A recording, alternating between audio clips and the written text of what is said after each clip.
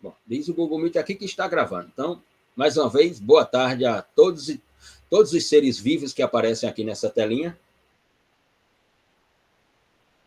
Nós estamos no PPGCJ da UFPB, Programa de Pós-Graduação em Ciências Jurídicas da Universidade Federal da Paraíba, no módulo Mundos do Direito Econômico do Mundo. E hoje nós vamos iniciar pelo final do último encontro, né, à luz de uma pergunta colocada, ou de uma fala colocada por Demétrio no sentido de esclarecer essa expressão que é tão cara no mundo da teoria dos sistemas sociais, digamos assim, né? E, fundamentalmente, tão cara no mundo da teoria dos sistemas sociais de natureza autopoética, que é a abordagem, que é a teoria construída pelo professor Niklas Luhmann. Não nos esqueçamos que essa é apenas uma das construções teóricas sobre teoria dos sistemas, a de natureza autopoética, porque nós temos uma série de outras concepções teóricas sobre a ideia de sistemas, né? Mas, enfim, a que nós estamos aqui é essa de Niklas Luhmann. E Demétrio havia pedido para que falássemos, portanto, sobre o sentido da palavra entorno. Muito bem.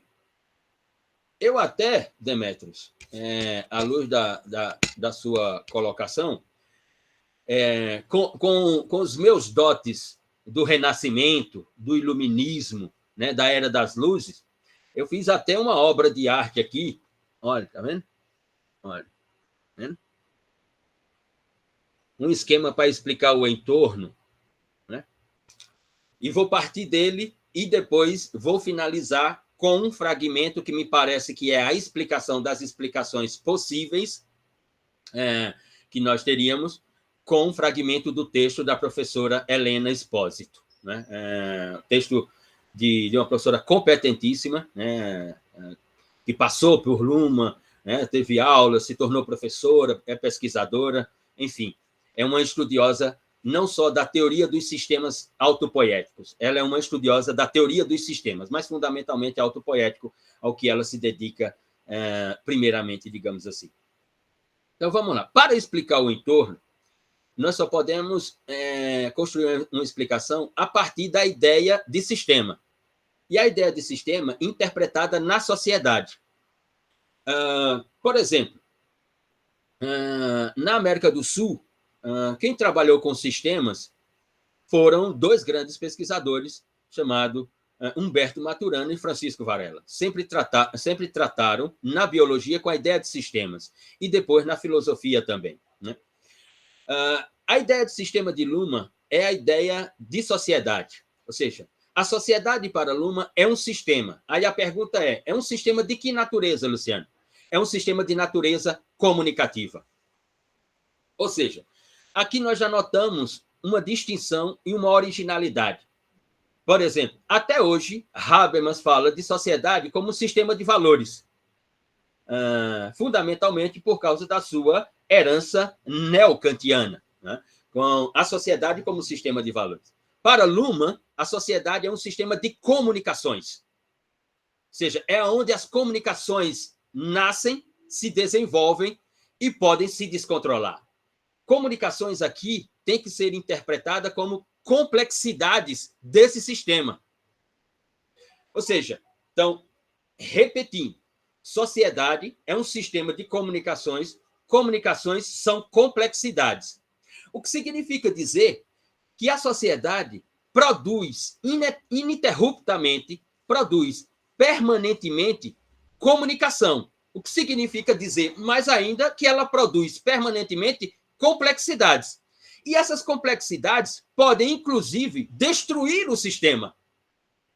E essa é a preocupação da teoria dos sistemas, fazer com que as complexidades não saiam de controle a ponto de destruir o próprio sistema, o qual a constrói.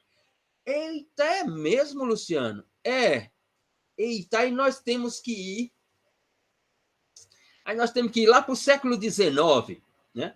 Porque as complexidades, se elas são comunicações, quem produz as comunicações? Aí, se nós estivéssemos no liberalismo, na modernidade, no iluminismo, nós diríamos os seres humanos produzem a comunicação.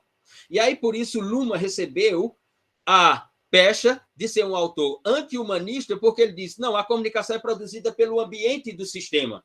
Sim, o ambiente do sistema são as pessoas. Só que Luhmann ele faz uma diferenciação de sistemas. Para Luhmann existem sistemas psíquicos, as pessoas são sistemas psíquicos. As pessoas produzem pensamentos. Os sistemas psíquicos produzem pensamento. Por isso que as pessoas são o ambiente da sociedade. Por isso que ele escreveu um livro chamado Sociedade Sem Homens. Aí você é anti-humanista. Por quê? Porque quem está fazendo a crítica está observando, partindo do paradigma antropocentrista. Não tem sentido partir do paradigma antropocentrista para interpretar Luhmann. Luhmann não está jogando os seres humanos para fora. Ele só está dizendo que o sistema psíquico, que somos nós, os seres humanos, produzimos pensamentos que produzem comunicação. Essa comunicação que nós não produzimos em nós ou para nós. Nós produzimos a partir de nós, porque nós somos um sistema psíquico autopoético, autorreprodutor de nós mesmos. Mas nós produzimos essa comunicação para criar um outro sistema chamado sociedade. Assim como Kant disse que a sociedade é formada pelos valores. Ora, se você for uma pessoa de determinados valores que não seja dessa sociedade, você não entra para essa sociedade kantiana da Ilustração. Você precisa fazer parte dos valores daquela sociedade. A diferença aqui é que, nesse modelo de sistema, a sociedade como sistema de comunicação, não dá para fazer seleção da comunicação, porque tudo é comunicação. Por isso que ela se torna complexa. Por isso que a comunicação é complexa, por isso que a sociedade é complexa. É nesse sentido. Ora, então, a sociedade, que é o espaço imaterial da produção de comunicação, que comunicação é essa? Essa comunicação, ela é econômica, essa comunicação, ela é religiosa, essa comunicação, ela é moral, essa comunicação, ela é política, essa comunicação, ela é jurídica. Ou seja, aqui estão as matrizes de comunicação. E cada matriz de comunicação dessa é uma complexidade. Só que essas comunicações, elas são produzidas num espaço imaterial chamado sistema social, a sociedade. Por exemplo, a União Europeia. Você toca na União Europeia? Você pega a União Europeia? Não, você não pega a União Europeia. Mas nós não dizemos, ela existe, a União Europeia não está aí? Sim. E tem algum ser humano dentro da União Europeia? Não. Agora, não tem um ambiente que constrói a União Europeia? Não tem um sistema psíquico que constrói a União Europeia, que emite diretrizes jurídicas para os Estados nacionais, que inventa um parlamento europeu, que inventa uma comissão de direitos humanos que depois foi extinta e inventa um tribunal de direitos humanos e que está aí o Tribunal de Direitos Humanos. Ora, não há diferença. Essa é a ideia de Luhmann. Agora, a questão é, sim, Luciano, esse sistema social precisa do ambiente para ser sistema social. Precisa do ambiente que é psíquico, que somos nós, somos o ambiente, que produzimos toda essa comunicação. Só que, quando nós produzimos essa comunicação como ambiente do sistema, dessa sociedade ou desse sistema social, essa produção de comunicação ela é complexa. E ela necessita, ou seja, o sistema social necessita reduzir essas complexidades. E o sistema social, por si só, não tem uma estrutura para reduzir essas complexidades, porque a estrutura do sistema social é a comunicação, não é outra. Tá, e aí como é que se faz, Luciano? Aí o sistema social, através da sua produção de comunicação, inventa o entorno dele. O entorno dele. Ele inventa o entorno.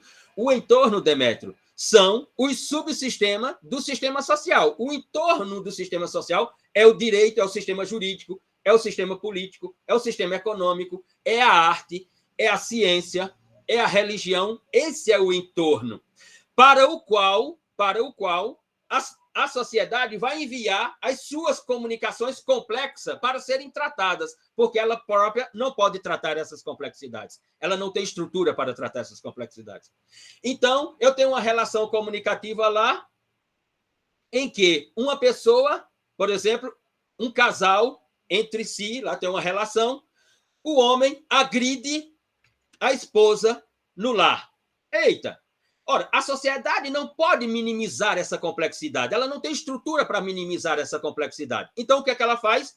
Ela manda essa complexidade, através de um comando comunicativo, ela envia essa complexidade para o seu entorno em forma de subsistema inventado por ela própria.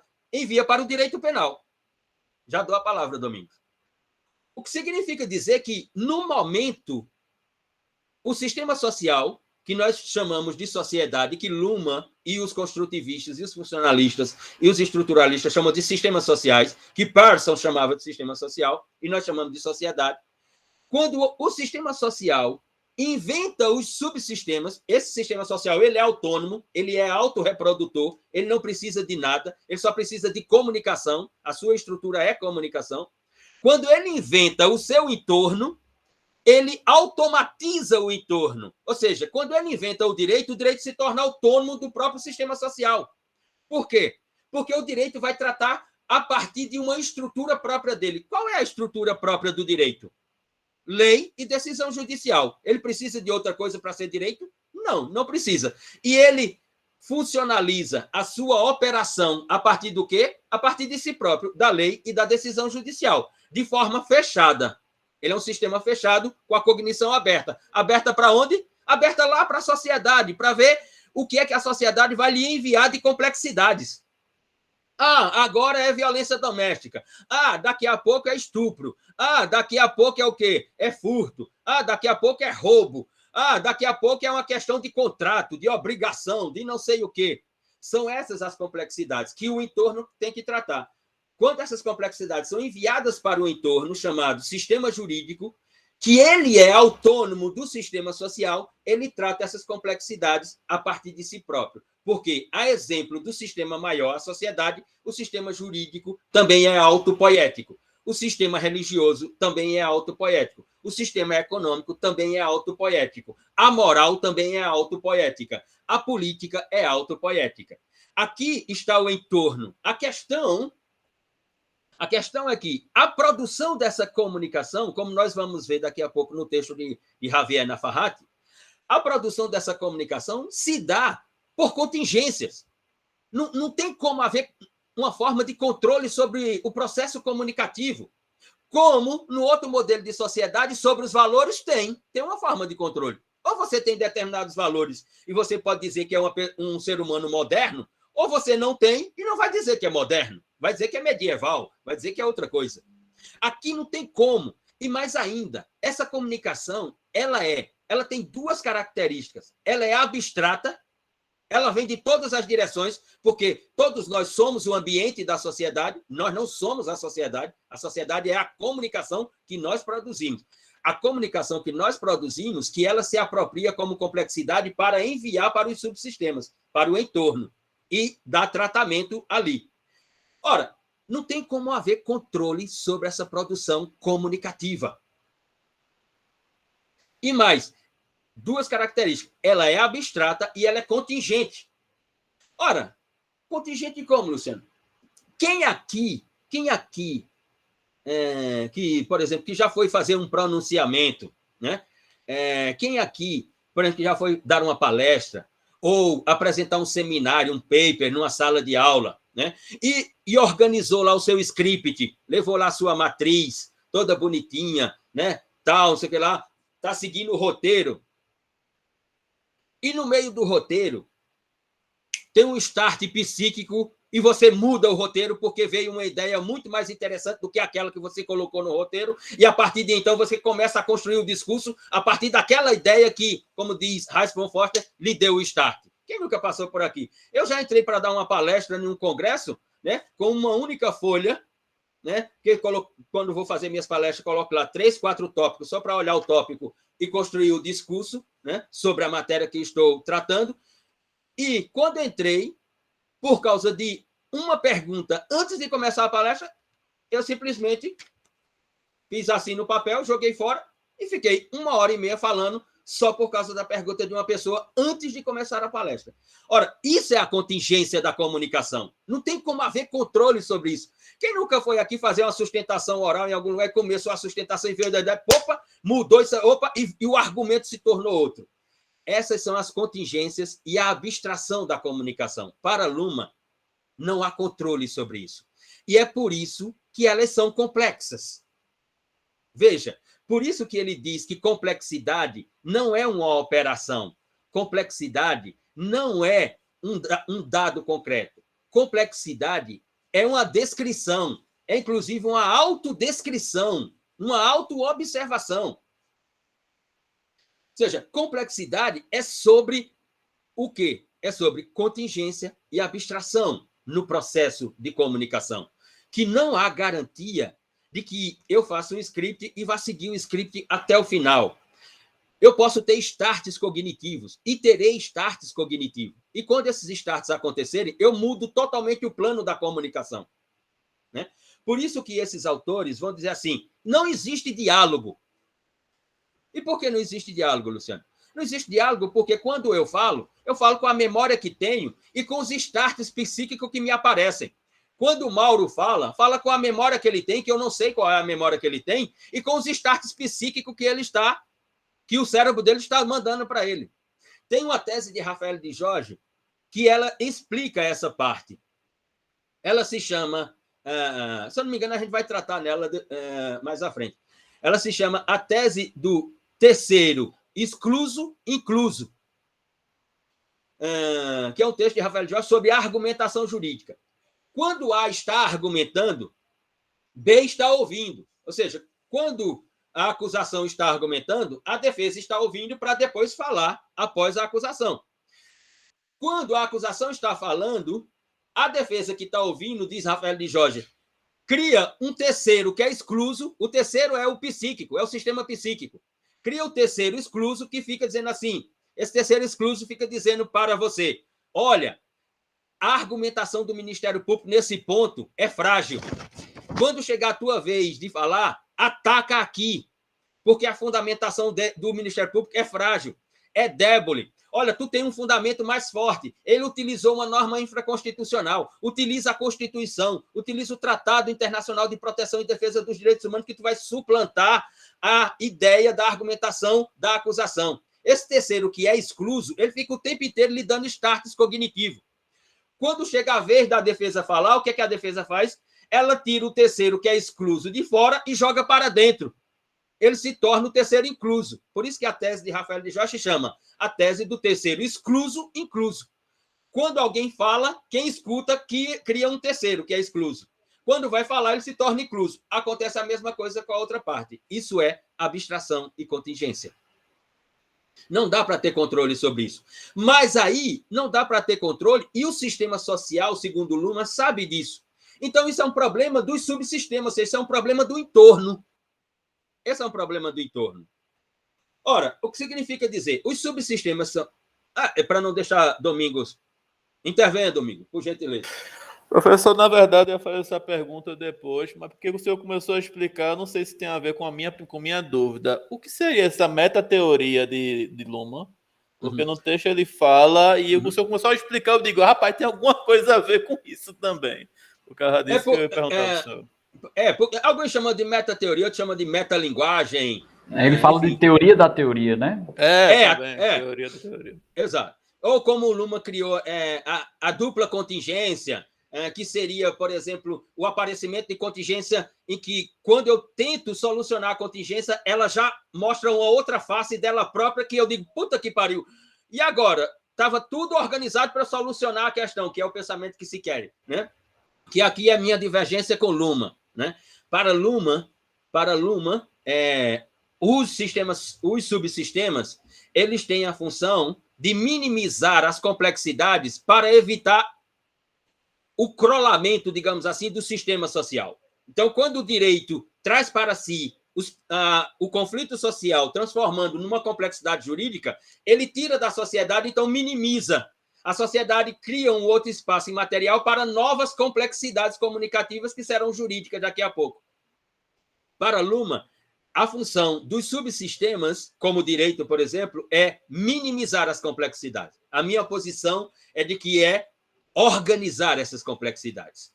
Não penso que o direito tenha estrutura para minimizar as complexidades através de decisões jurídicas, mas o direito tem estrutura para organizar.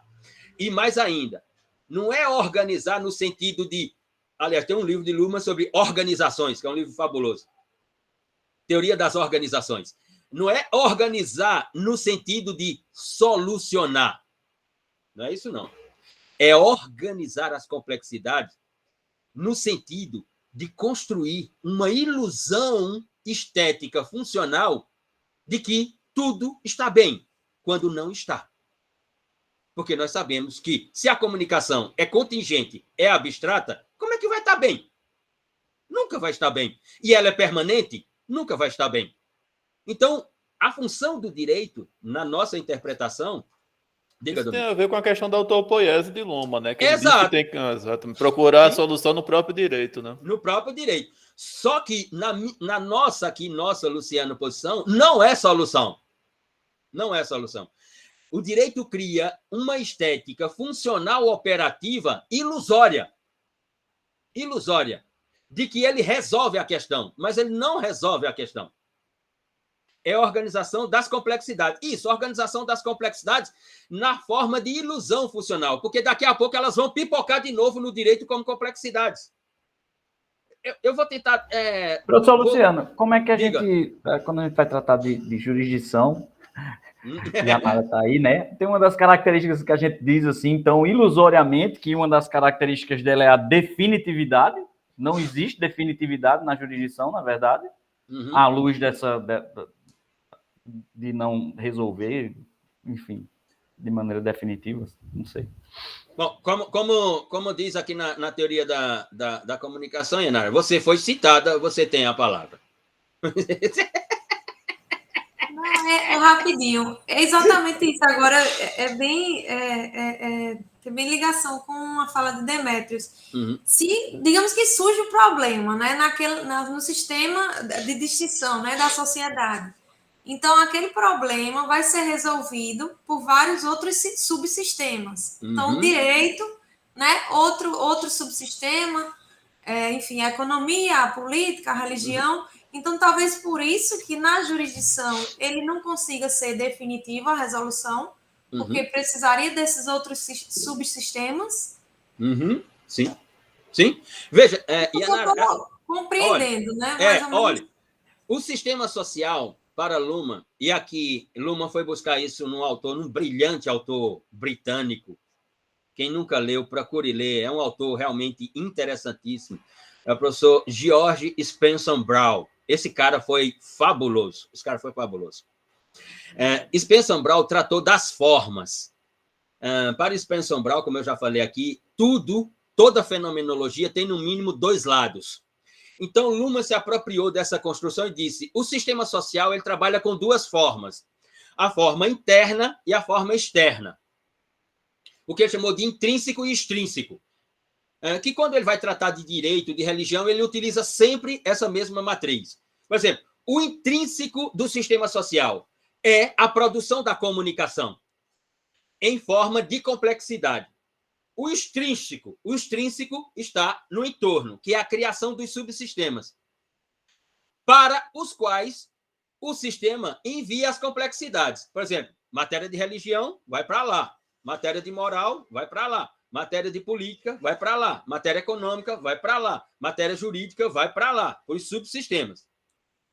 Esses subsistemas, para Luhmann, têm a função de minimizar essas complexidades, determinando o prosseguimento do processo evolutivo do próprio sistema social. Se os subsistemas não minimizarem as complexidades, não haverá evolução do sistema social na produção comunicativa. O sistema social vai crolar, ele vai implodir e vai deixar de ser sistema social e vai determinar, inclusive, a morte dos subsistemas. Isso não pode acontecer. Então, os subsistemas adquirem autonomia para garantir a autonomia do sistema social. O entorno ou externo existe autonomamente para garantir a autonomia do sistema e determinar a evolução do próprio sistema. Ora, e como fica a resolução dos problemas, se entendermos como problema? Sobre a tal da jurisdição. Por que eu disse que não utilizo a palavra problemas e sim complexidade? Não utilizo a palavra minimização das complexidades, mas sim a organização. E quando utilizo a organização na nossa interpretação, é de que o direito ele constrói uma estética funcional operativa ilusória de que a questão foi resolvida, de que a questão foi sanada, de que está tudo bem e que está tudo funcionando. Não, quando eu falo isso, não é para deslegitimar o direito, pelo contrário, é para legitimar o direito como subsistema autônomo do sistema social. Em que sentido, Luciano? Sejamos honestos, no sentido de que nós, que somos o ambiente, nós vivemos procurando sentido. Sentido para a nossa vida, sentido para as coisas, sentido para as relações, sentido para a comunicação. Nós passamos a existência construindo, ou como dizia Einstein, inventando sentidos. A função do direito é exatamente essa, quando ele recebe as complexidades do sistema social. É inventar um sentido que na nossa, Luciano Nascimento, na nossa interpretação, é um sentido ilusório de organização dessas complexidades. Vou trazer um caso aqui empírico. Quando eu morava aqui em Campina Grande, num apartamento, tinha um apartamento, né? E uma senhora que tem chamada Gorete, tem uma filha que estava no ensino médio e tal, né? E toda vez que nós nos encontrávamos no prédio, ela dizia assim: Luciano, fala um pouco de direito, porque minha filha fica assistindo os filmes e tal, eu acho que ela vai prestar o Enem para direito, não sei o que. Ela disse: coitada, peça para ela prestar para medicina, outra coisa, mas direito não, mas que ela quer ir para o direito, sabe? Então tudo bem, fazer o quê, né? E aí ficava. Aí certo dia eu estou lá, chegando, né? Aí ela disse assim: Luciano, tu pode ir lá no meu apartamento tomar um café? Eu disse: que história é essa, lá no teu apartamento tomar um café? Que comunicação é essa? Que complexidade comunicativa é essa? Ela disse: não, deixa de conversa. Não é que eu estou com um amigo lá com um problema e eu disse que tu és professor da universidade e tal, e ele disse: então chama esse teu amigo, eu queria conversar com ele e tal. Eu disse: tá certo. Aí fui lá no apartamento. Quando entrei, um rapaz desse tamanho assim, né, ó, quando eu vi o rapaz, eu já imaginei qual seria o problema, né? Eu disse: rapaz, tudo bem. Ela fez o café, eu disse: tá, liga aí. Ele disse: não, é o seguinte, eu sou casado. Eu disse: sei. Sou casado, tenho uma filha com a pessoa e tal, e, assim, houve um litígio entre nós dois, essa agressão física. Ele disse: eu bati nela. Eu disse: puta que pariu. Eu olhei para o tamanho do cara, né? Fiquei imaginando essa mulher. Eu disse: coitada, ela deve estar no trauma, né? No mínimo.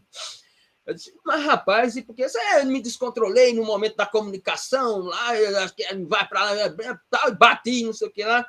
Ela registrou a ocorrência e tal. Eu disse: faz isso quando? Não, já vai fazer 2 meses. Já teve até eu disse: a medida protetiva. Ele disse: eu já tive que sair de casa, não posso chegar a 300 metros de distância, só posso me manter perto dela, se for de 300 metros e tal. Estou morando na casa da minha mãe. Então, eu disse: tá, já teve essas decisões. Pronto. Essas decisões, por gentileza, por favor, interpretem o que eu vou falar. Eu não estou me posicionando a favor de A ou de B. Eu estou fazendo uma descrição teórica das possibilidades de interpretação. É só isso que eu estou fazendo. Mais nada. Eu disse: tá. E aí ele disse: não. Eu disse: mas esse é o problema? Ele disse: porque recebi também a intimação, já instaurou um processo e tal. Eu disse: seguramente, né, você vai receber uma sentença condenatória, né? E vai ser um pouco complicado. O problema não é esse, professor. Eu disse: qual é o problema? Assim, eu sou segurança de uma empresa de carro forte. Eu disse: sim. Não. Eu trabalho com valores, fico lá no carro, pegamos o dinheiro no banco, levamos não sei para onde, ou pegamos não sei para onde, levamos para o banco, eu fico ali no carro forte e tal. Trabalho nessa empresa há 8 anos. Eu disse: tá certo. Ele disse, e meu contrato vence agora, daqui 1 mês e meio.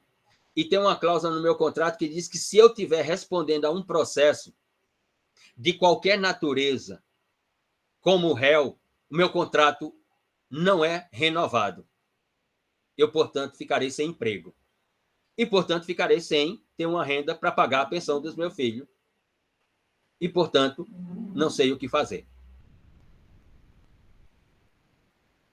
É sobre isso que eu estou falando. É sobre a estética da ilusão, da organização das complexidades. Todos nós... Diga, Yomar. Não, é só para dizer que esse exemplo do senhor, na verdade, quando o texto fala de entorno, e este exemplo ele é bem claro, mostrando que este entorno é uma fonte, e aí são palavras do texto, é uma fonte inesgotável de estímulos, né, de perturbações na comunicação. Nunca. Entendeu? Ou seja, nós imaginamos o quê? Né? Veio a sentença condenatória, o camarada vai ficar fora do lar, ele não vai ficar próximo da mulher, não vai bater mais na mulher, mas ele tem uma filha com ela, ele vai ter que pagar uma pensão, a sentença resolveu. Sim, mas agora não vai ter como pagar a pensão, porque ele está respondendo a um processo que é a cláusula do contrato, numa empresa que ele trabalha há 8 anos, não vai renovar o seu contrato, porque é uma das cláusulas do contrato de trabalho.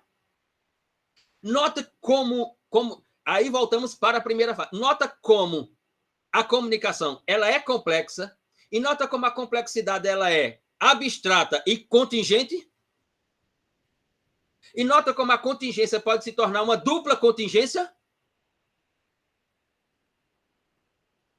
Então, sejamos honestos. Há como resolver problemas e isso são problemas? São problemas? E há como resolvê-los? Agora, o sistema, no caso aqui nosso do direito, ele tem que tomar uma decisão. A função do sistema é tomar uma decisão para o quê?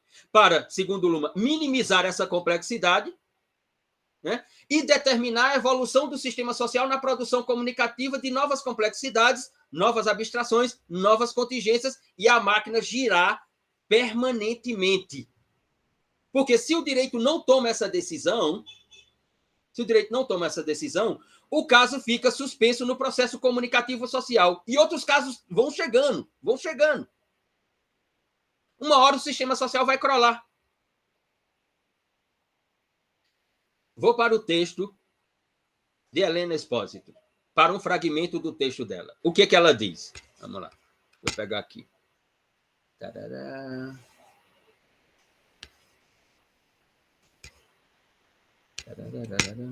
Muito bem.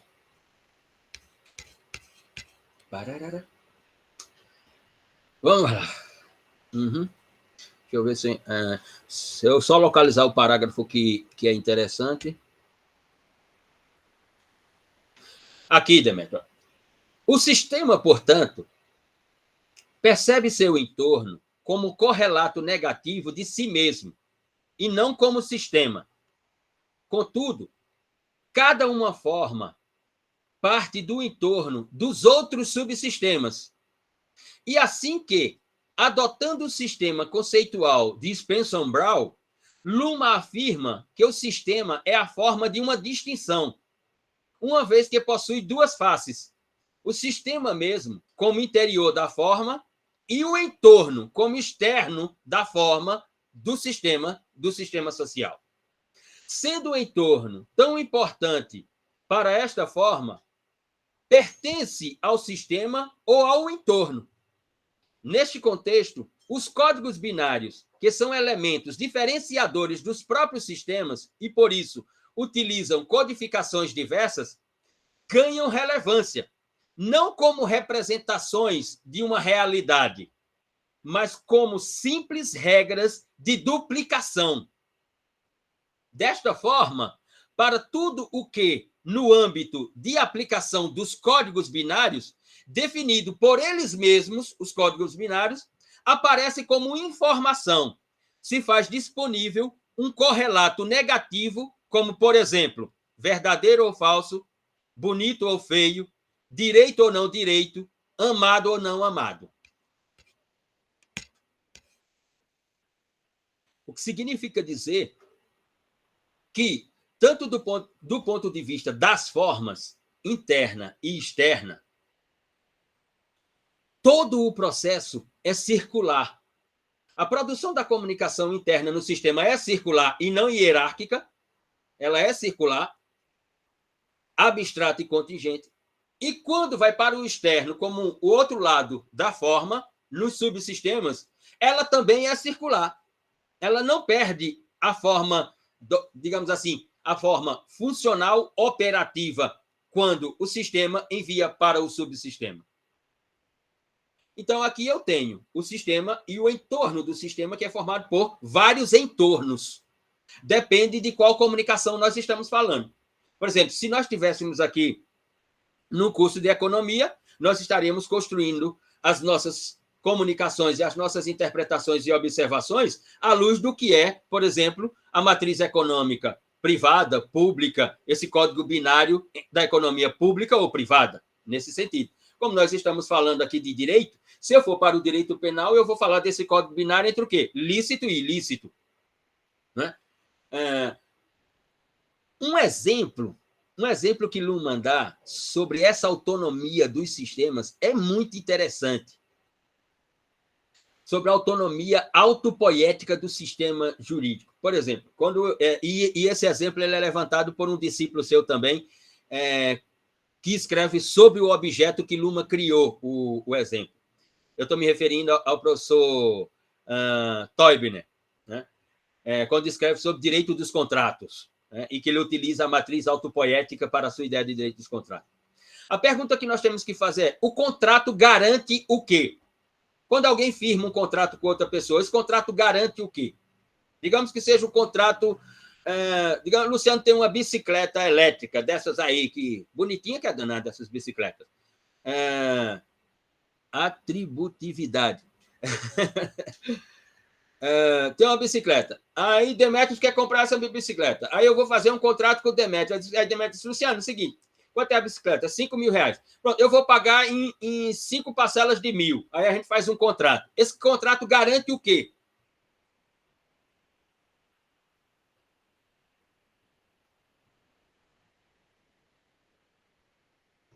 Atributividade, de que um tem que pagar e o outro tem que entregar o objeto, a coisa.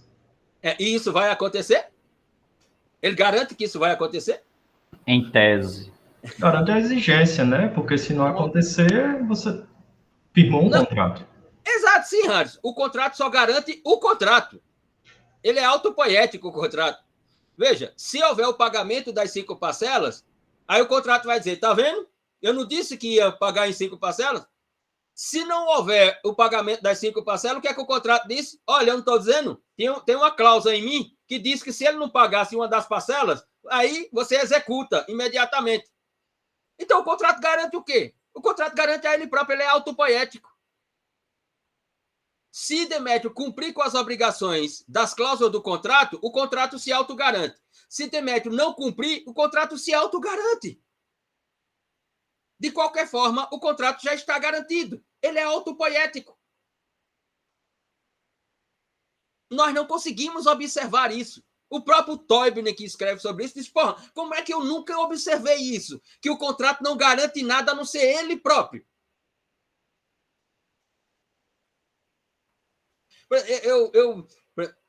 Eu estive na minha dentista, né? E ela disse que estava lá um camarada aí da área de tecnologia e foi pagar para ela assim, me dê aí os seus dados de Pix para eu pagar aqui tal, que você, o tratamento que você fez e tal.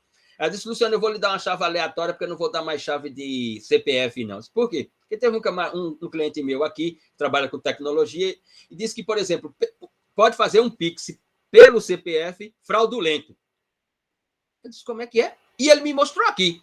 Ele disse: me dê seu CPF para eu fazer o Pix. Aí eu disse: tá certo. Ele me deu, ele fez a operação do Pix, me mostrou o comprovante, eu disse: tá certo. Mas não caiu na minha conta. Eu disse, como assim? Como é que ele fez um Pix pelo CPF, o dinheiro não caiu na sua conta e ele tinha um comprovante? E ele estava me explicando tecnologicamente. Eu disse, me dê o WhatsApp desse camarada, eu preciso conversar com ele, que eu preciso me atualizar.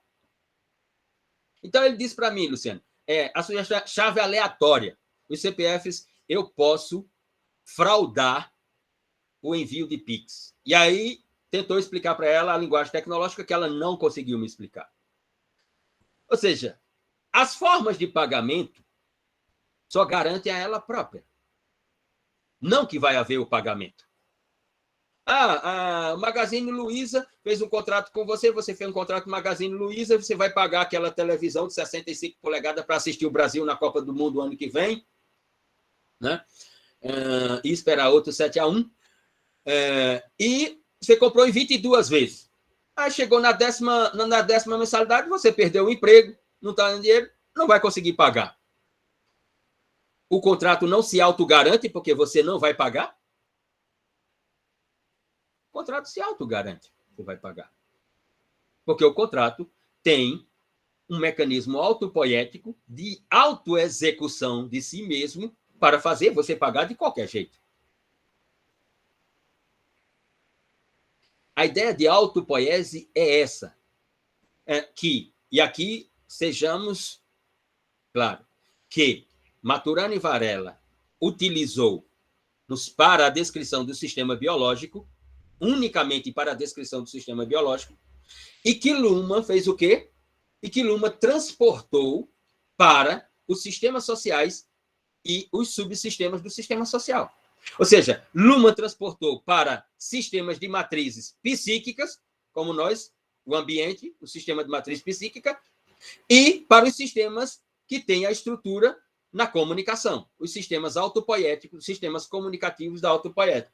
E nós que somos, para Luhmann, autopoéticos.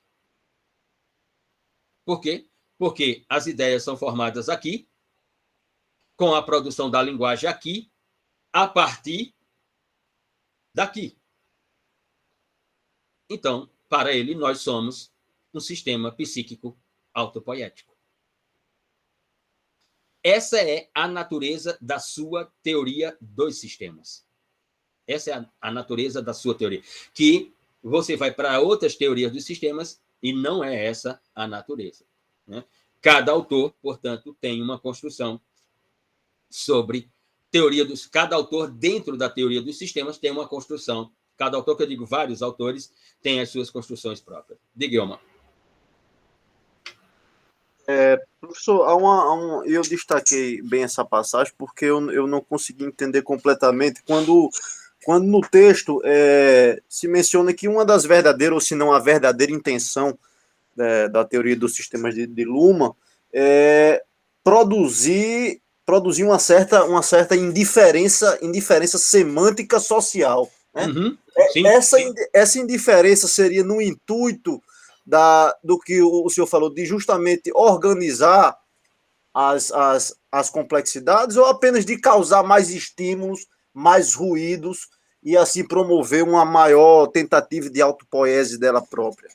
Eu não entendi bem. A minha interpretação é a segunda opção colocada por você, não de organizar. Primeiro, Luhmann constrói uma ruptura com o mundo semântico da modernidade, pela própria linguagem que ele traz para a ordem do discurso. Ou seja, os termos utilizados por ele rompem com a ideia semântica do discurso da modernidade, do discurso do Renascimento, do discurso do Iluminismo, do discurso liberal. Esse é o primeiro ponto. Segundo ponto é que ele reconhece, nessa ruptura semântica, de que a produção comunicativa, ela é permanente, ela é volumosa, ela causa ruídos enormes e que a função dos subsistemas é só tomar uma decisão no sentido de evitar que o sistema crole, exatamente por causa dessa permanência de produção incessante, complexa, ruidosa, e que o próprio sistema não tem como organizar. Ele não tem como organizar. Então, o que é que o sistema faz? Para ele não crawlar, o sistema inventa o subsistema e diz assim, esse conflito aqui é de natureza jurídica. Ei, problema é teu, direito. Te vira. estou mandando isso para tu e vou mandar muito mais. Amanhã eu vou estar mandando de novo, no domingo vou estar mandando de novo, na segunda eu vou estar mandando de novo e tu vai te virando. Vou dar um exemplo para ilustrar isso,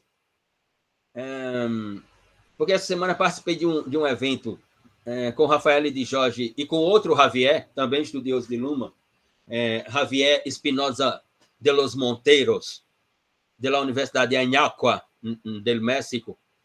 E era um evento sobre direito e cinema, sobre a película Abril Despedaçado, de Walter Salles, que é inspirada num romance do grande escritor albanês Ismail Kadaré. E é sobre um código comunitário, código comunicativo, portanto, comunitário da Albânia, muito antes dos escritos da Grécia, como, por exemplo, de Aristóteles, Platão e outros. E até mesmo dos pré-socráticos ou dos socráticos em si. Um código chamado Canu, e que é um código linguístico entre as famílias que não reconhecia público ou privado, não existia essa diferenciação. E prestemos atenção, essa diferenciação entre público e privado, ela é uma construção moderna, da artificialidade do pensamento moderno. Antes da modernidade não existia isso, público e privado. Não existia essa diferenciação funcional, digamos assim. Né? Vai Rafael de Jorge diz assim, nesse romance, que é um romance para Kadaré, é um filme para Walter Salles, mas era uma realidade sociológica comunicativa para a comunidade albanesa, como é que eram minimizadas as complexidades? Como é que eram organizadas as complexidades ou como é que eram resolvidas as complexidades? Ora, havia todo um procedimento, né? As famílias entravam em conflito comunicativo. Quando tinha esse conflito comunicativo, um ia lá e matava um integrante da família B. O integrante da família B não podia vir e matar imediatamente o integrante da família A. Por quê? Porque há uma teoria do procedimento, de legitimidade pelo procedimento. É preciso esperar o enterro da pessoa, o velório da pessoa, 2 dias. É preciso esperar 30 dias para, por exemplo, as vestes do morto que estão com sangue ser colocada ao sol, e esse é um procedimento, e o sol amarelar aquele sangue, e aí quando o sol amarelar aquele sangue, então aí ter a ciência de que agora pode-se reiniciar o processo, né, das complexidades, até ali ele fica suspenso. Inclusive, aquele que matou o membro da família A vai para o velório na casa da família A, assiste o velório, fica lá no velório, volta para sua casa, porque sabe que ele ou alguém da família B vai morrer em um determinado tempo. Eram resolvidas assim. Eram resolvidas assim. Ora, aquilo minimizava as complexidades? Não. Aquilo era um processo permanente de aumento de complexidades, ou seja, de um ruído intenso que não findava nunca. Não findava nunca. Mas aquilo era um código comunicativo. Aquilo era comunicação do sistema social de uma sociedade albanesa que não existe mais. Aquela sociedade não inventou subsistemas para resolver ou para organizar essas complexidades. A sociedade moderna, para Luhmann, inventou. Por isso que Luhmann vai chamar de teoria da diferenciação funcional. Teoria da diferenciação funcional, por quê? Porque o direito tem uma função na sociedade moderna, não a finalidade. A religião tem uma função que não é a que ela tinha em outro modelo de sociedade. A economia tem uma função. A política tem uma função. Ou seja, a sociedade moderna, ela especializou artificialmente a criação dos subsistemas. Para o quê? Para que ela própria não fosse submetida ao quê? Ao que as outras foram. Para que ela própria não imploda, como a sociedade medieval eclesiástica europeia implodiu, como a sociedade estamental implodiu, como a sociedade feudal implodiu. nós estamos na modernidade ainda, não é por causa do sistema social da modernidade. Nós estamos na modernidade ainda por causa dos subsistemas. Ou seja, nós estamos na sociedade moderna ainda por causa do direito, por exemplo, que traz para si ou recebe essas complexidades do sistema social. Porque no dia que o direito não cumprir mais sua função, que na nossa, volto a repetir, na nossa posição é organizar essas complexidades ilusoriamente, no dia que não construir mais essa ilusão, ou seja, no dia que alguém olhar para uma decisão judicial e disser assim, foda-se, tô nem aí que seja decisão judicial, tô nem aí que, porra, lei, foda-se a lei, foda-se a decisão judicial, essa sociedade vai implodir. Por quê? Porque não haverá mais a diferenciação funcional autônoma entre sistema e subsistema. Tudo será uma coisa só. E aí, ó, pá! Isso aqui vai para as cucuia. Não foi ainda porque a religião consegue ficar ali. Não foi ainda porque o direito vem para cá. Não foi ainda porque a economia produz as suas riquezas a partir de si própria. Mas no dia que tudo se confundir, nós não poderemos mais falar que estamos ainda na modernidade. Nós estaremos em qualquer outro sistema social, menos modernidade. Tem professor Luciano, tem um amigo que é promotor de justiça no interior do Ceará, na região do Crato, Juazeiro, Barbalha, e que ele tem uma visão extremamente pessimista nesse aspecto sobre o direito. E ele diz que se ninguém fizer nada daqui a uns 30 anos, mais ou menos, o narco-estado estará instalado, né, no Brasil, e aí vamos ter um problema seríssimo, viu? Porque realmente o sistema jurídico vai, né, para as cucuias. Talvez surja outro, né? Porque tem também os sistemas, né, inclusive de organização, de punição, paralelos ao Código Penal, o Código de Processo Penal, utilizados por esse narco-estado, que obviamente tem a ver com milícias e toda essa estrutura aí terrível que cresce cada vez mais no Brasil inteiro, né? Antes de passar a palavra a Yanara, nós tivemos um exemplo aqui do que não pode acontecer e que, se em acontecendo como aconteceu e tiver reinteração, será uma comunicação complexa sem controle que irá fazer o sistema implodir. Nós tivemos um caso, por exemplo, tem um camarada aí que e eu falo isso com todo respeito, máximo respeito à sua excelência, senador da República, que é o relator da CPI, o senador Renan Calheiro, mas não nos esqueçamos que Renan Calheiro protagonizou, né, um episódio de não receber um oficial de justiça para uma intimação. Já imaginou se aquilo começa a se repetir, e o volume começa a ter um ruído que você não tem mais como não deixar de escutar esse ruído? Ou seja, como é que eu não recebo um oficial de justiça para receber a intimação? Que conversa é essa? Na modernidade? Então eu não estou na modernidade, meu querido. Eu não estou na modernidade. Que conversa é essa? Ou então, né, o juiz ou a juíza prolatar a decisão judicial, né, e o camarada cumprir a decisão judicial, por exemplo, no caso de alimentos, né, para, portanto, aquele que tem a obrigação de pagar os alimentos, e o camarada chega lá e diz assim, não, eu dei mais 5 dias para ele arrumar o dinheiro para pagar os alimentos. Mas que conversa é essa?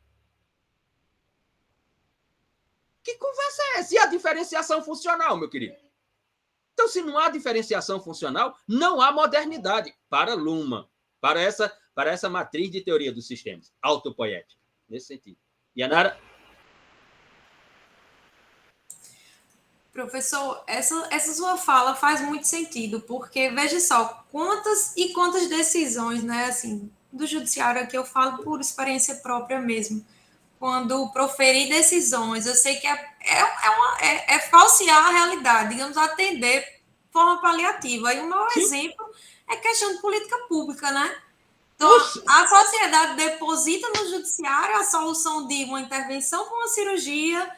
Isso, assim, eu questiono muito com outros colegas que eu faço. Olha, né, existe uma lista, né, de espera dos hospitais públicos. Então, quando chega um pedido para a gente, que é uma questão assim urgente, né? Que, assim, digamos assim, vamos atropelar a lista, então aquele que espera e que não acionou o judiciário, né? Por busca de uma solução. E aí caberia ao Estado resolver, não o direito, né? Política pública do Estado. Né? Então, aí, mas chega para mim, para eu resolver. Digamos assim, o meu subsistema, o direito, eu aplicar o direito àquilo ali.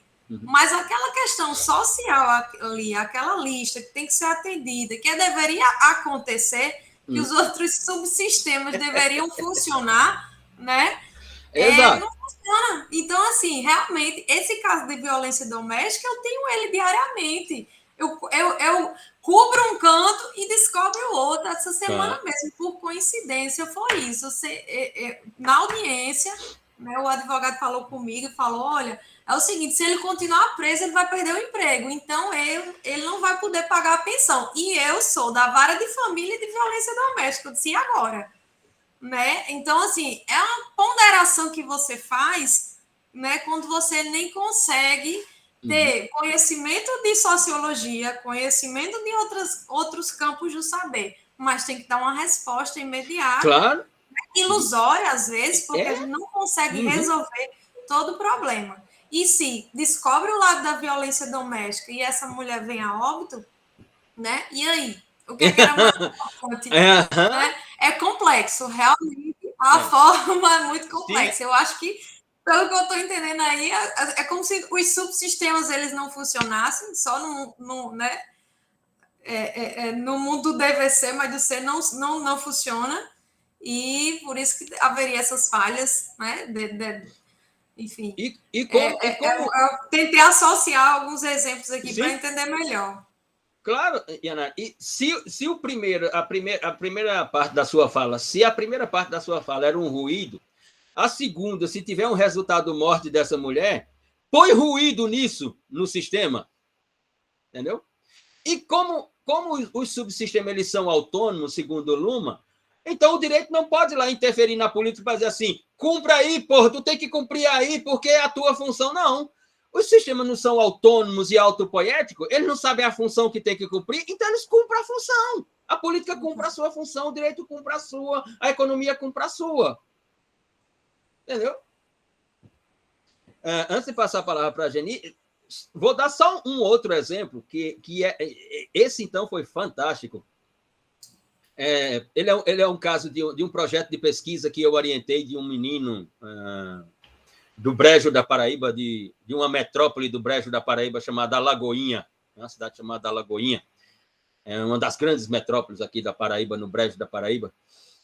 E ele me trouxe uma ideia para um projeto de pesquisa de iniciação científica, PIBIC e tal, e eu disse, ótima ideia, vamos sim trabalhar a decisão judicial no neoconstitucionalismo e tal. E isso até se tornou uma espécie de um mini documentário, depois ele procurou um pessoal, fez um mini documentário, porque nota como essa complexidade ela é abstrata e contingente e sobre ela não há controle. Sobre ela não há controle. Já me refiro, Domingo. Era o seguinte caso. Na cidade de Alagoinha, isso era 2013 e 2014. Na cidade de Alagoinha, a juíza proferiu uma decisão à luz de um pedido que era o seguinte. Um operário sofreu um acidente numa obra, perdeu uma perna. Então, e ingressou com uma ação para o município custear uma prótese para ele. A juíza prolatou uma decisão no sentido de acolher o pedido e, portanto, que o município custeasse a compra da prótese para aquele cidadão de Alagoinha, um operário. A prótese custava R$35 mil. Muito bem. Veio outro caso, um advogado peticionou, né, que o seu cliente estava com um problema cardíaco e, se não fosse, ele tinha um laudo médico de um cardiologista, e que, se não fosse submetido a um intervento cirúrgico que deveria ser realizado em São Paulo, no INCOR, nas próximas 72 horas ele viria a óbito. Esse era o laudo médico do cardiologista. a juíza tomou a decisão de que o município custearia o intermunicípio. 35 da prótese, mais 70 mil da intervenção.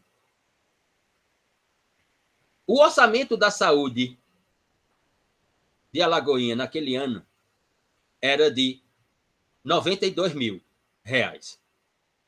para o ano inteiro, votado pela Câmara Municipal. Para o ano inteiro, era 2014, para o ano inteiro.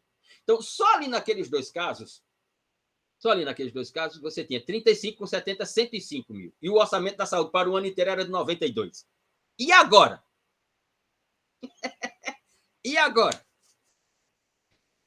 E aí, a prefeita, que era tia desse menino que conduzia o projeto de pesquisa, pegou as duas decisões e foi para o fórum, atrás da juíza, e assim, excelência, me diga qual das duas decisões eu vou cumprir, porque as duas não têm condição de eu cumprir, porque não tem orçamento da saúde para cumprir, excelência. E se eu cumprir isso aqui, ultrapassando o orçamento da saúde, mesmo com um fundo nacional de saúde que o município tem direito e tal, eu posso responder um processo por improbidade administrativa. Nós filmamos isso, virou um mini documentário, entendeu? Conclusão. Aqueles que colocavam a responsabilidade no direito positivo de Kelsen, olhe para esse caso e diga se a responsabilidade é do direito positivo de Kelsen. Veja, as complexidades são incontroláveis. Você pensa que está organizando de um lado, como disse Yanara, está puxando o lençol para cá e diz, estou cobrindo. Quando você olha para o outro lado, está descoberto. Mas aí, essa é a função dos subsistemas. A função dos subsistemas, na minha posição, é construir essa ilusão de organização dessas complexidades e passar né, para o entorno dele próprio de que ele está cumprindo a sua função. Porque no dia, ou no momento histórico que acontecer nessa produção comunicativa, que o entorno do subsistema chegar à conclusão de que o que ele faz é uma ilusão, ou seja, quando todos nós chegarmos à conclusão, não, isso aí é só uma ilusão, com todo respeito, nós daremos passos largos em direção ao estado de natureza. Daremos passos largos. Por quê? A minha conclusão é: a nossa civilidade, ela não é cívica. Ela não é cívica. Porque a comunicação que nós produzimos, ela é abstrata, ela é contingente. Ela só provoca ruídos. E quando os ruídos acontecem em formas, para alguns, de problema, para outros, de complexidade, os subsistemas tomam essas decisões, o direito tem que tomar decisão, a política tem que tomar decisão, a economia tem que tomar decisão. Quando toma essas decisões, não quer dizer que resolveu a questão. Possa ser que organizou, possa ser. Mas outros ruídos aparecerão permanentemente. Quando chegarmos ao momento, se chegarmos ao momento, de olharmos para o direito e dizer assim, vai não. Isso aqui, vou cumprir mais não. Mas pode se danar, isso aqui lá. Nós não chamaremos mais isso aqui de modernidade. Isso não será mais a modernidade. O que nos sustenta na modernidade não é a modernidade, mas é a diferenciação funcional que ela inventou para si própria. São os subsistemas. Se nós deixarmos aqui, nós podemos notar a genialidade de Kelsen e de Tobias Barreto. Se deixarmos a religião contaminar o direito, estamos lascados. Se deixarmos a política contaminar o direito, estamos lascados. Se deixarmos a economia contaminar o direito, estamos lascados. Se deixarmos a moral penetrar no direito, estamos lascados. Sairemos da modernidade. Por isso, Tobias foi genial quando escreveu isso em 1881. Por isso, Kelsen foi genial quando escreveu isso em 1911. A PEC 05. Está aí. Geni, e depois Mauro. Professor, retomando um pouco o ponto que foi colocado por Yanara, quando ela colocou esse exemplo, e o senhor também agora falou essa questão das ilusões, mas a gente, ao perceber que esses subsistemas eles estão se interpenetrando, né, e não estão conseguindo desempenhar de uma forma muito clara, né, a sua funcionalidade, isso não seria também uma ilusão achar que existe essa diferenciação funcional? Voltando um pouco àquilo que Weber tinha colocado sobre Sim. Diferenciação também. Então. As proporções, mas que ela existe, porque a gente sabe que a economia ela influencia o direito, né? Que a religião influencia. Então, quando a gente acha que se isso acontecer, mas isso já acontece, então não seria uma grande ilusão também, não? A gente pensar claro, essa foi. Nós vimos essa perspectiva no texto de Lucas Trindade. Para ele não utilizou essa expressão, mas para Lucas Trindade, essa estética construída por Luhmann é uma grande ilusão. Qual? A da autonomia dos subsistemas sociais. Para Lucas Trindade é uma ilusão aquilo. Para Luhmann, não. Para Marcelo Neves, é. Né? Sem dúvida. Mas nesse caso é porque ele também utiliza muito dessa questão da teoria, né? De se distanciar da realidade, para poder ganhar essa ideia, né, longe um pouco do que se opera na realidade. Sim. Agora, veja, só que esse é só um lado, e por isso que eu disse, por isso que elogiei o texto do professor Lucas Trindade, e merece todos os elogios, mesmo eu me distanciando mais do que me aproximo no cômputo geral do texto. Se nós chegarmos à conclusão, porque Yanara acabou de escrever assim, no Brasil no Brasil é assim. Se chegarmos, veja o quanto pode ser. Yanara escreveu, vou ler aqui, não consegui ler, desapareceu. Veja o quanto pode ser dramático e trágico para nós. Vamos aqui levantar a hipótese de que Lucas Trindade é assertivo o seu argumento de que ele não utilizou ilusão, mas é uma ilusão a ideia de autonomia entre os subsistemas construída por Luhmann. Segundo Yanara, no Brasil, é como Lucas Trindade disse, não tem, há uma interpenetração entre os subsistemas. Então, se isso acontece, nós podemos falar no Brasil que nós estamos na modernidade?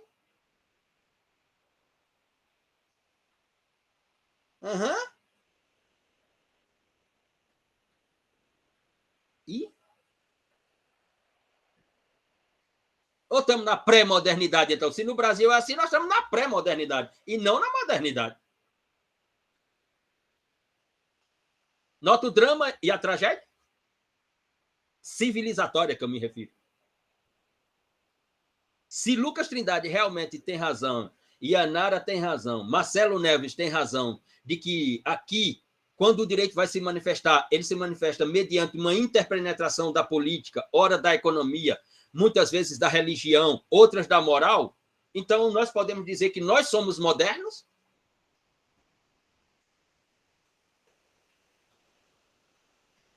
Se reconhecermos isso, temos que reconhecer que não somos modernos. Professor, mas aí o que é que define a modernidade como sendo essa completa ausência de interpenetração? Esse é um ponto que ainda não ficou claro para mim. Por que a fundação da do Estado moderno? Como é que o Estado moderno é fundado? Dê uma olhada no artigo 2º da nossa Constituição. O que é que diz o artigo 2º da nossa Constituição? A União é formada por legislativo, executivo e judiciário. Ou seja, a divisão de poderes é a característica fundamental da modernidade em relação a qualquer outro sistema social que veio antes dela. E ainda diz que são poderes independentes e autônomos. E autônomos e harmônicos. E harmônicos entre si. E harmônicos. E se isso não acontece, então nós não somos modernos, pô. Temos que reconhecer que não somos modernos. Porque, como disse Yanara aqui, no Brasil, essa harmonia e autonomia não existe. Então, mas ela existe, como Marcelo Neves disse, não, Luhmann, isso existe aí na Europa. aqui na América do Sul não é assim, não. Não existe. Aqui há uma alopoiese. Se existe uma alopoiese, então, a própria tese, aqui, mais uma vez, com todo respeito, devido respeito a Marcelo Neves, a quem admiro muito. Então, se aqui há uma alopoiese, então Marcelo Neves tem que reconhecer que os próprios estudos dele sobre modernidade não têm sentido. Porque nós não estamos na modernidade. Se isso é uma realidade. E se não estamos, temos que dizer onde estamos. Por exemplo, hoje eu estou no apartamento da minha mãe aqui, em Campina Grande, também conhecida como a The New York City of Nordeste Brasil. Centro de radiação cósmica do universo. Diga, Mauro. Mauro, nunca mais você mandou uns áudios assim, quando sextou, alguma coisa assim e tal. O que está acontecendo? Estava concentrado, professor. Vou participar de outra seleção, aí eu dei um time. Inclusive, eu estou em falta, aí faltei uns 3 encontros da disciplina.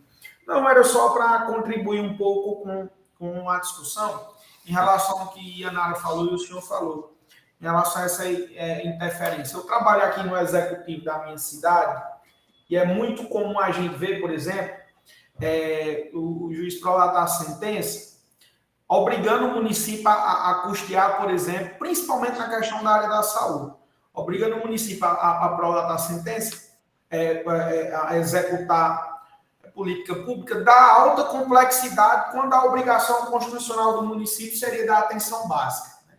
Sem levar em conta, por exemplo, a questão do orçamento. É muito comum, tanto na área da infraestrutura, como na área da saúde propriamente dita. Sobre essa questão da interferência entre os sistemas, eu fiz uma pesquisa para saber sobre a religião, principalmente em relação ao julgado da criminalização da homofobia, né? Passei a pesquisar a religião dos ministros do STF para entender um pouco sobre a contribuição valorativa que cada um tomou em relação à sua decisão. E me chamou a atenção que a ministra Rosa Weber é a única que não se tem nenhum registro, nenhuma entrevista dela, ela falando sobre a sua religião. E eu vi uma entrevista que ela distinguiu bem assim, a questão dos campos, né? Que não caberia, ela não declara a religião dela, por entender que não cabe, pelo cargo, pela função que ela tem. Estou com ela. Então ela não declara de forma alguma religião. Você pode pesquisar aí, Rosa Weber, tem lá, religião não informada. E em todos os sites de buscas que eu pude, eu verifiquei, não consegui achar uma resposta em relação a isso. E é meio que isso mesmo, essas ingerências, essas... Sobre isso, Mauro, não sei se você já leu um livro chamado Os 11. Conhece esse livro? Não li ainda não. Pronto, vai no Google, coloque Os 11, de 2 jornalistas que cobrem o Supremo Tribunal Federal. Dos 11 que estão lá, porque dos 10, né? Porque um está aposentado, o outro ainda não foi submetido à sabatina, né? Dos 11 que estavam lá... E talvez seja essa questão religiosa que esteja interferindo. Claro, você tem dúvida? Você, né? Terrivelmente evangélico. Rapaz, tem dúvida. Nesse livro, Mauro, Os 11, você vai encontrar 6. 5 mais 1, 6. Que se consultava, sabe com quem? Com João de Deus. Tem 6 que se consultavam com João de Deus. Que iam lá e assim, olha, eu estou num momento assim e tal, como é que eu encontro o meu equilíbrio? E não sei e tal. Vai no Google, procura esse livro, Os 11. Harrison. Assim, inicialmente, até felicitar a Yanara por essa sensibilidade que ela demonstra em relação a essa questão da administração pública, porque a impressão que se tem, com algum contato que eu tenho com pessoas que fazem parte da administração pública e advogam na questão da advocacia municipalista, sobretudo, a impressão que se tem é que as autoridades judiciais e também do Ministério Público, sobretudo o Ministério Público, elas não têm essa sensibilidade mínima de saber que existe um orçamento, existe uma previsão, existem limitações, e chegam querendo resolver o problema de maneira muito imediatista e sem qualquer visão macro, eu diria, de questão orçamentária, financeira e política. E constitucional até, eu diria, né? Porque tem essa questão que a gente aqui bem destacou da divisão dos poderes e da harmonia destes.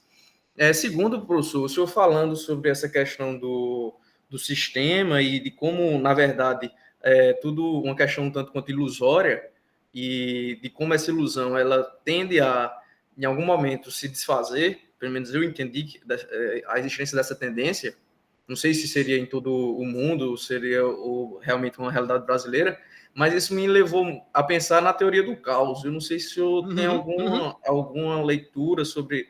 Assim, eu não tenho, eu queria consultar sobre essa questão da teoria do caos e o direito.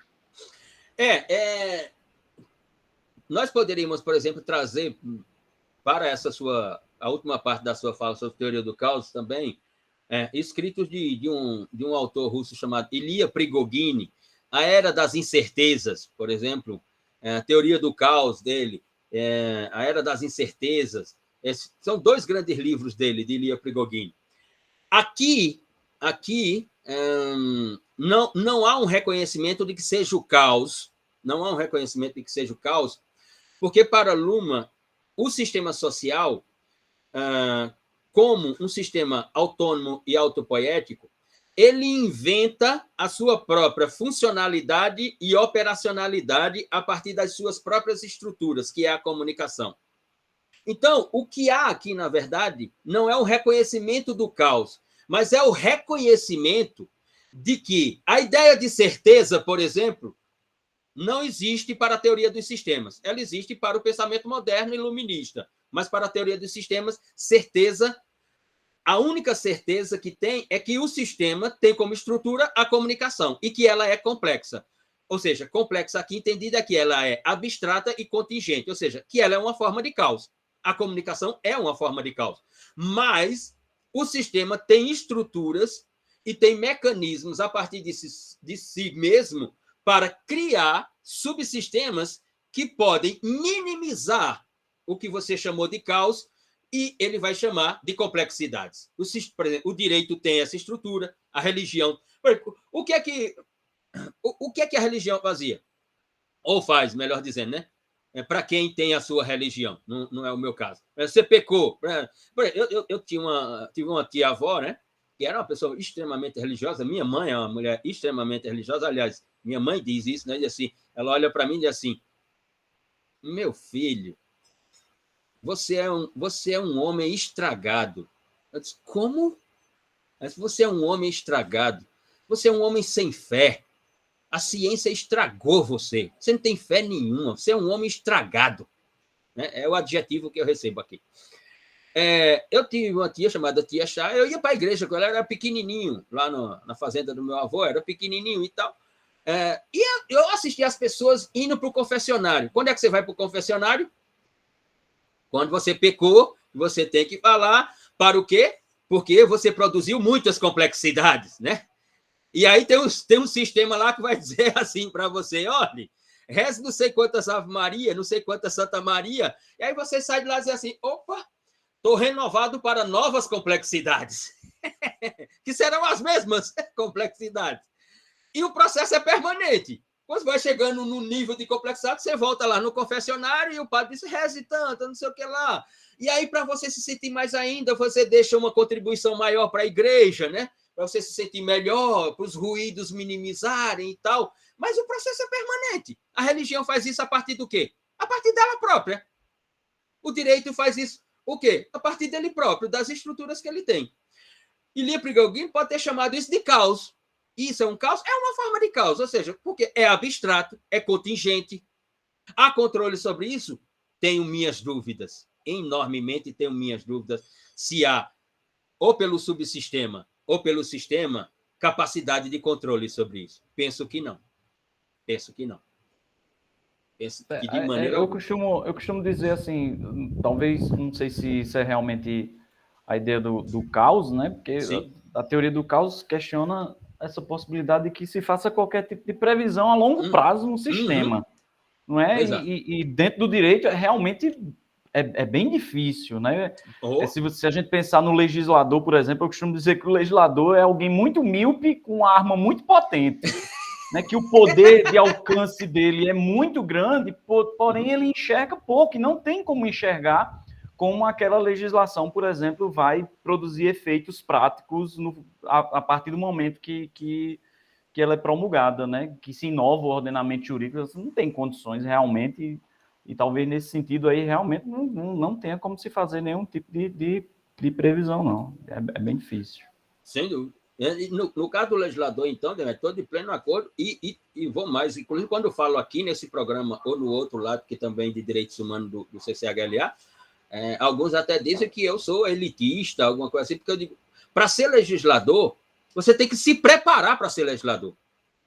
Primeiro, você tem que conhecer a língua portuguesa profundamente, porque você vai passar o mandato inteiro trabalhando com língua portuguesa, meu querido. Você vai passar toda a legislatura trabalhando com o quê? Com semântica, com sintaxe para uma pragmática, para uma aplicação.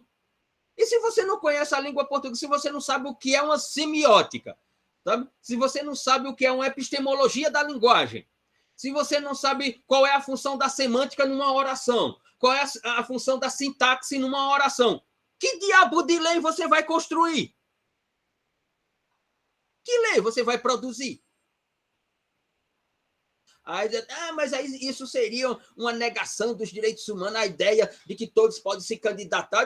Sim, pode, sim, e aumenta as complexidades. E depois vamos ter que organizá-las, né? Depois vamos ter que organizá-las. Nesse sentido. Vamos lá para o texto de Javier e depois vamos para o nosso eixo 3, digamos assim. A ideia que Javier traduz lá, que é uma interpretação extremamente competente e assertiva do pensamento de Luhmann, é até redundante eu falar isso, né? Mas eu poderia chamar a estética do texto de Javier Narfarrat, eu poderia nominar de engenharia cognitivo-linguística de reflexão semântica quanto à evolução da teoria dos sistemas. Porque, primeiramente, Luhmann constrói uma ruptura com a memória semântica da modernidade, né? A semântica, como elemento linguístico de construção de sentidos da linguagem, ela constrói um sentido da linguagem, né? Ou seja, qual é o sentido de uma linguagem? Como Demétrio colocou agora a questão da função do legislador. Eu olho para o artigo 155 e vejo lá que está escrito: subtrair, vírgula, para si ou para outro, vírgula, coisa alheia móvel com valor econômico, 2 pontos. Isso é furto. A semântica, ela descreve o sentido de furto. Subtrair para si ou para outro, coisa alheia móvel com valor econômico, é o lado, nessa forma, é o lado interno do que nós temos como furto. Furto, a palavra, é o lado externo disso, nesse sentido. Ora, então, quando nós vamos para a teoria dos sistemas autopoéticos de Luhmann, a primeira observação que nós podemos construir é a ruptura semântica que ele constrói com a memória linguística da modernidade. Por isso que a teoria de Luhmann, ela é extremamente, como é que eu posso dizer? Ela é extremamente ruidosa para a modernidade. Para a modernidade, que eu digo, do pensamento liberal, do pensamento iluminista, do pensamento do renascimento. Ela é porque ele afasta o homem do antropocentrismo? Você, não, ele não afasta o homem do antropocentrismo. Ela é porque ele deu um outro significado à semântica. Ou melhor dizendo, ele atribuiu à semântica uma outra função. Ele disse, a semântica não pode ser só a ideia do sentido dessa expressão. Tem que ser algo mais, tem que ser algo ligado à função do próprio sistema. Tem que ser algo ligado à própria operacionalidade do sistema. E não só isso. Significa dizer que, para Luhmann, e como bem trata Javier, a comunicação, ao colocar a comunicação como estrutura da sociedade, é a ruptura total com a ideia semântica da modernidade. É a ruptura total com a ideia semântica da modernidade. A comunicação como elemento, né, insubstituível da ideia de sistema. Para Luhmann, o sistema psíquico, o sistema social, as máquinas são sistemas autopoéticos. E a autopoiese, ela é determinada pela comunicação. Pela comunicação. Ou seja, o sistema significa uma máquina de construir processo de distinção social. Processo de distinção social aqui distinção é política, economia, direito, religião, moral, arte, ciência. O sistema com a comunicação constrói essas distinções. E aqui faço até uma sugestão sobre distinção, sobre que é distinção e distinção da unidade, então, não tenha dúvida. Leia lá um livro de Bourdieu chamado Distinção, que ele é um livro do caralho, como diz aqui na Paraíba. O livro de Bourdieu chamado Distinção é um livro do caralho, livro da porra. Então, se o sistema é essa máquina de construir processo de distinção social, a sociedade é observada do ponto de vista funcional. De qual é a função que ela cumpre, a sociedade?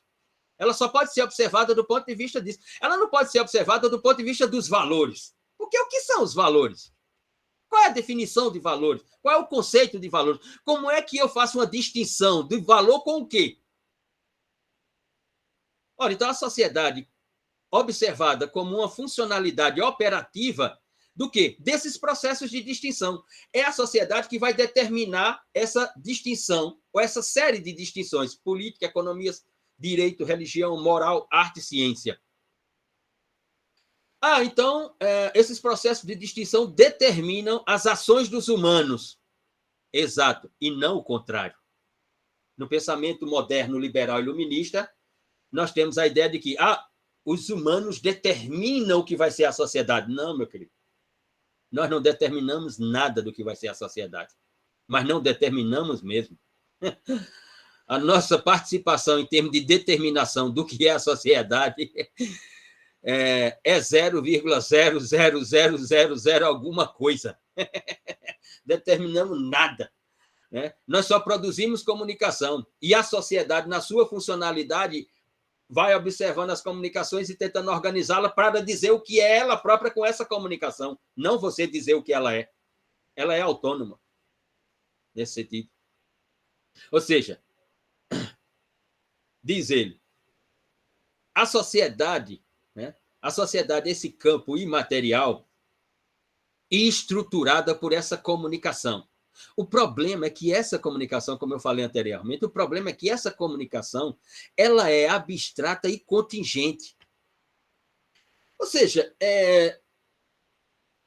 hoje mesmo, por exemplo, eu fiz uma ação, estou confessando aqui, e eu não tem problema da minha confissão, né, porque eu penso, né, pelas observações que eu costumo construir, eu devo cometer uns 5 crimes por dia. Né? Mas não sou autuado, aí é outra história. Né? Aqui está gravando, está gravando. Hoje mesmo eu cometi uma infração de trânsito. Fui levar a minha mãe, depois que cheguei aqui, era 2h05 da tarde, estava voltando com a minha mãe, fui levar a minha mãe ali no lugar. E estou vindo aqui, e um camarada buzinando atrás de mim, buzinando, te lança. E passei, quando eu olhei, no cruzamento aqui em Campina Grande, o cruzamento aqui da Maciel Pinheiro com a Floriano Peixoto. Eu cruzei no vermelho, com o temor do cara buzinando. Quando eu olhei, que eu já estava, eu olhei assim, puta que tá vermelho, mas não ia parar mais ali, porque não tinha condição, os carros iam bater. Eu, meti aqui para a direita e subi para a Praça da Bandeira para fazer o retorno, que eu ia para o outro lado. Mas passei no vermelho. É essa contingência que ele está falando. Bom que são avenidas pouco movimentadas, bem pouquinho movimentadas, exatamente. Ou seja, é sobre. Não... Aí diz assim, porra, quem está lá fora diz assim: olha que safado, ultrapassou o vermelho, olha só, aí, delinquente, não sei o quê. Aí a produção comunicativa se dá nessa abstração e nessas contingências. É nesse sentido. Ou seja, comunicação é abstração e contingência. Agora, A sua evolução, ou seja, a evolução da comunicação, que é abstrata e contingência, né, determina toda a sociedade. Todo o processo comunicativo da sociedade se dá assim. Então, a sociedade é isso. Por isso que ele diz, a sociedade é complexa. Quando ele diz a sociedade é complexa, é nesse sentido. Por isso que ele diz, a complexidade não é um dado concreto. A complexidade não é uma operação. A complexidade é uma observação, é uma descrição, é uma autoobservação, é uma autodescrição. Alguém que me viu, por exemplo, tinha várias pessoas na esquina da Maciel com a Floriano Peixoto, tem ali a faixa de pedestre e tem o sinal, né, tal.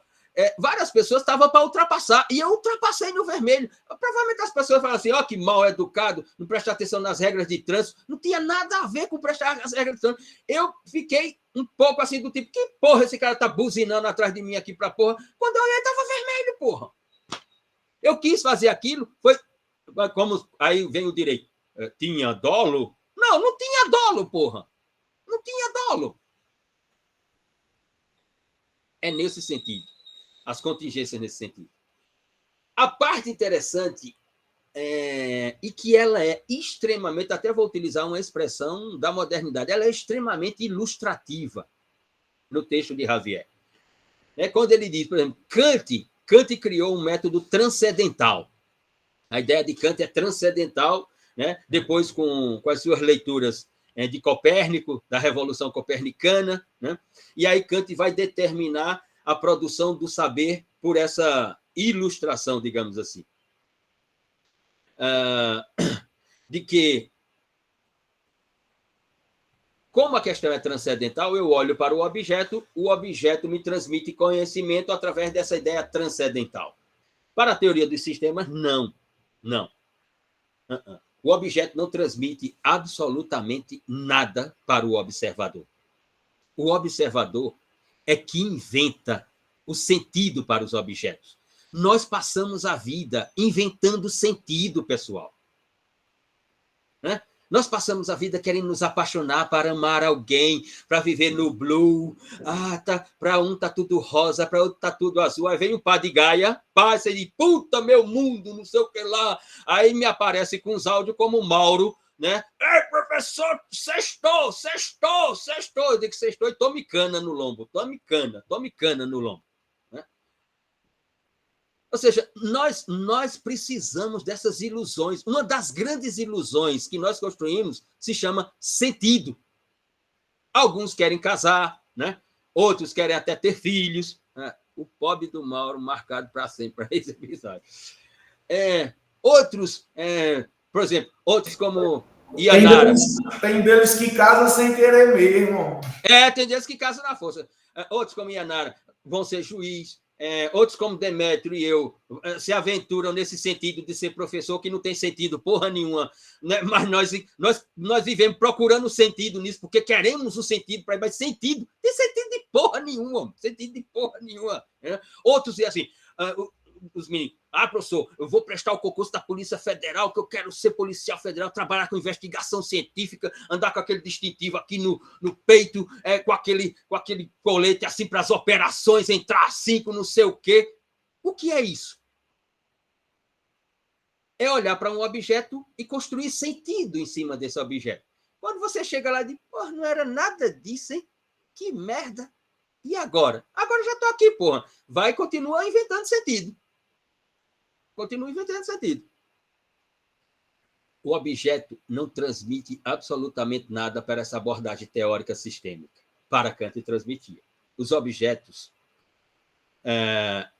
para Kant, os objetos determinam conhecimento. Para a teoria dos sistemas, é o observador que inventa o conhecimento, inventa o saber.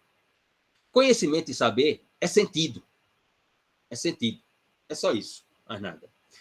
Por exemplo, nessa divisão, Crítica da Razão Pura de Kant é uma obra que mostra toda a sua ilustração. Depois, Javier vai para o que ele chama de a ideia kantiana, né? A ideia de Luhmann. De que o que Luhmann fez, na verdade, foi uma revolução kantiana. E foi mesmo. O que Luhmann fez foi uma revolução kantiana, mas não com o objeto. Luhmann fez uma revolução kantiana com a comunicação. Porque você não vai encontrar nenhum outro autor que se aventurou a dizer a estrutura da sociedade é a comunicação. Não existe nenhum outro autor.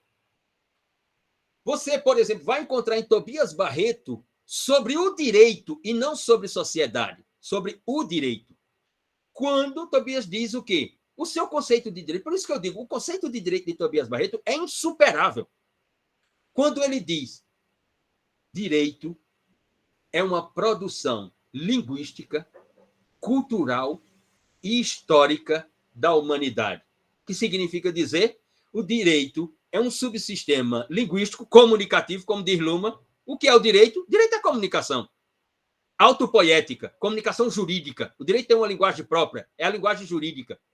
Ora, então, ela é o quê? Ela é uma produção linguística, ela é histórica, ela é cultural e ela é do ambiente, a humanidade, o ambiente. Então, como é que Luhmann pode ser anti-humano? Se que produz a comunicação é o ambiente e o ambiente é o humano. A crítica não tem sentido, a crítica é cega. Nesse ponto, a crítica é cega. Vou mais em direção ao que colocou Geni, o que colocou Ianara, o que está no texto de Lucas Trindade, o que Marcelo Neves coloca. De que, vou utilizar a expressão colocada por Geni, de que talvez, essa autonomia entre os subsistemas e os seus códigos binários, ela seja uma ilusão funcional. Aí essa crítica pode ter sentido. Agora, dizer que porque Luhmann diz que não existe o homem, sim, um sistema psíquico, que é o ambiente da sociedade, chamá-lo de anti-humanista, é de uma cegueira inacreditável. Ou seja, ele vai se afastar daquilo que foi conhecido como a sociologia dos antigos, ou a sociologia clássica, digamos assim. Ou seja, Luhmann, ele olha e vai dizer assim, como dizem os clássicos da sociologia, o conhecimento social é dirigido pela vontade dos seres humanos. Não, meu querido. Não é dirigido ou decidido pela vontade nossa aqui, não. É dirigido ou decidido pela comunicação que nós produzimos. E muitas vezes nós nem sabemos que comunicação é essa que estamos produzindo. A racionalidade. Vai para Einstein, vai falar de racionalidade com Einstein que ele vai te explicar. Se a teoria da relatividade é uma construção teórica da racionalidade ou da invenção de sentido. Por quê? Porque ela é linguística. Porque ele inventou uma palavra chamada relatividade que não existia na física. E como ele mesmo diz, porque Newton inventou uma palavra chamada gravidade que ela não existia na física. Mas com essa palavra, eu fiz o quê? Com essa palavra eu construí uma descrição. Ou seja, Newton olhou para ali, para uma fenomenologia da natureza, procurou correspondência no mundo da linguagem sobre essa fenomenologia, ela não existia. O que é que ele fez? Inventou uma palavra e descreveu o sentido dessa palavra à luz da natureza. O que é que Luhmann faz?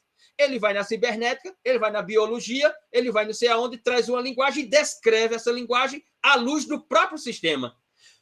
A autopoiese da comunicação no sistema social tem uma descrição. A autopoiese na linguagem do direito, no subsistema social, tem outra descrição, outro sentido.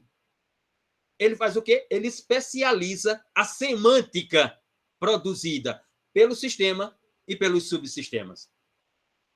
Ele reinventou a ideia de semântica. É o que ele fez. Por isso que ela é ruptura. Ora, essa afirmação de que nós conduzimos o que vai ser a sociedade, o saber e o conhecimento pela nossa vontade, não é ciência para Luhmann. Aliás, não é ciência para Luhmann, né? E Tobias Barreto deu uma palavra a isso, né? Quando, naquele texto, Variações Antissociológicas do século XIX, Tobias vai e diz assim, essas construções da sociologia que tenta explicar tudo, construir tudo pelo mundo da certeza, como se fosse um mosaico, ele diz mesmo como se fosse um mosaico, a sociologia como se fosse um mosaico, ele vai dizer assim, a sociologia não tem estrutura para construir esse mosaico, para dar certeza para tudo. Aliás, quando ela procura fazer isso, procura fazer utilizando não a si própria. Olha a frase de Tobias Barreto. A sociologia procura fazer isso não utilizando a si própria, mas sim utilizando a filosofia, a metafísica. Aí Tobias deu um nome, ele chamou isso de pantosofia. Ele disse, isso não é sociologia, isso é pantosofia. O que é que Luhmann diz? Essa ação social de consciência e liberdade do homem. O homem tem consciência e liberdade? Luhmann vai dizer, isso não é sociologia. Essa sociologia antiga que diz que o homem tem consciência e liberdade sobre as suas vontades, isso é filosofia e psicologia, não sociologia.